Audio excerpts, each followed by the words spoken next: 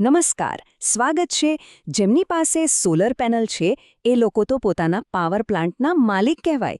તો આજે આપણે એ જ વાત કરવાના છીએ કે આ પાવર પ્લાન્ટ આવનારા વર્ષો સુધી એકદમ જોરદાર રીતે કામ કરતું રહે એ માટે શું કરવું. ચાલો શરૂ કરીએ. સામાન્ય રીતે સોલાર પેનલ વિશે શું કહેવાય છે કે બસ એકવાર લગાવી દો અને પછી ભૂલી જાઓ, કોઈ ચિંતા જ નહીં. પણ શું આ વાત ખરેખર સાચી છે? શું સોલાર એનર્જીમાં ખરેખર ઝીરો મેન્ટેનન્સ હોય છે? ચાલો આજે આ જ સામાન્ય ગેરસમજને જરા ઊંડાણથી સમજીએ.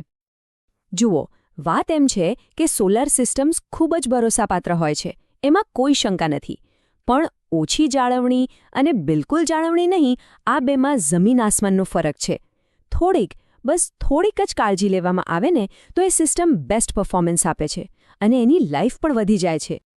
તો ચાલો આપણી મેન્ટેનન્સ ચેકલિસ્ટના પહેલા ભાગથી શરૂ કરીએ, એટલે કે પેનલ્સ અને એના સ્ટ્રક્ચરની ફિઝિકલ તપાસ.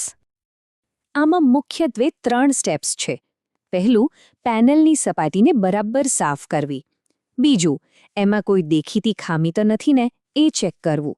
અને ત્રીજું, જે સ્ટ્રક્ચર પર પેનલ્સ લાગેલી છે એની મજબૂતાઈ તપાસવી. હવે સફાઈ આટલી બધી ઇમ્પોર્ટન્ટ કેમ છે?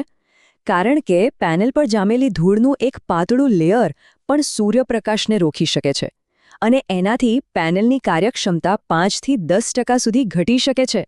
એટલે યાદ રાખજો, સફાઈ માટે હંમેશા નરમ પાણી અને સ્પોન્જનો જ ઉપયોગ કરવાનો. ભૂલથી પણ મેટલના બ્રશ વાપરતા નહીં, એ પેનલની સપાટીને ખરાબ કરી શકે છે. અને હા, જ્યારે સફાઈ કરતા હોવ ત્યારે અમુક વસ્તુઓ પર ખાસ ધ્યાન આપજો, જેમ કે કાચમાં કોઈ તિરાડ તો નથી, ક્યાંયથી પાણી લીક થાય છે, કાચની અંદર ઝાકળ જેવું બાજી ગયું છે, પેનલનું ઉપરનું પડ ઉખડી રહ્યું છે કે પછી કલરમાં કોઈ ફેરફાર દેખાય છે. આમાંથી કંઈ પણ દેખાય ને તો તરત જ એક્શન લેવું પડે, કારણ કે નાની સમસ્યાને મોટી થતાં વાર નથી લાગતી. આપણી સોલર પેનલ કેટલો ભારે પવન અને વરસાદ સહન કરે છે, ખરું ને? એટલે એ બહુ જરૂરી છે કે એ એના ફ્રેમ પર એકદમ મજબૂતાઈથી ટકેલી રહે. તો સમયાંતરે ચેક કરી લેવાનું કે કોઈ નટ બોલ્ટ ઢીલા તો નથી થઈ ગયા ને. સેફટી ફર્સ્ટ, બરાબર? ચાલો હવે આપણી ચેકલિસ્ટના બીજા ભાગ પર જઈએ. આ ભાગ છે ઇલેક્ટ્રિકલ સિસ્ટમ વિશે, એટલે કે જે કમ્પોનન્ટ્સ વીજળીને મેનેજ કરે છે. કહી શકાય કે આ આખી સિસ્ટમનું દિલ છે. અહીં પણ 3 મુખ્ય કામ છે. પહેલું, ઇન્વર્ટર ચેક કરવો. આ એ જ ડિવાઇસ છે જે ડીસી કરંટને આપણા ઘરના ઉપયોગ માટે એસી કરંટમાં ફેરવે છે. બીજું, આખું વાયરિંગ બરાબર જોવાનું. અને ત્રીજું, બધા ઇલેક્ટ્રિકલ કનેક્શન્સને ધ્યાનથી તપાસવા. ઇન્વર્ટરને તો આપણે જાતે જ અમુક રીતે ચેક કરી શકીએ છીએ. જુઓ, એના પર ધૂળ જામી ગઈ હોય તો સાફ કરી દો, કોઈ વાયર ઢીલો દેખાય તો ચેક કરો.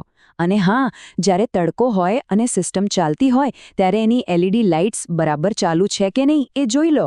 એનાથી ખબર પડે કે બધું બરાબર કામ કરી રહ્યું છે. હવે એક એવી વાત જે કદાચ કોઈના ધ્યાનમાં પણ નહીં આવી હોય. ખબર છે, પેલું જે પેનલ બોક્સ હોય છે ને, એમાં ઉંદર, ખિસકોલી કે બીજા જીવજંતુઓ પોતાનું ઘર બનાવી શકે છે અને એ લોકો વાયરને નુકસાન પહોંચાડી શકે છે.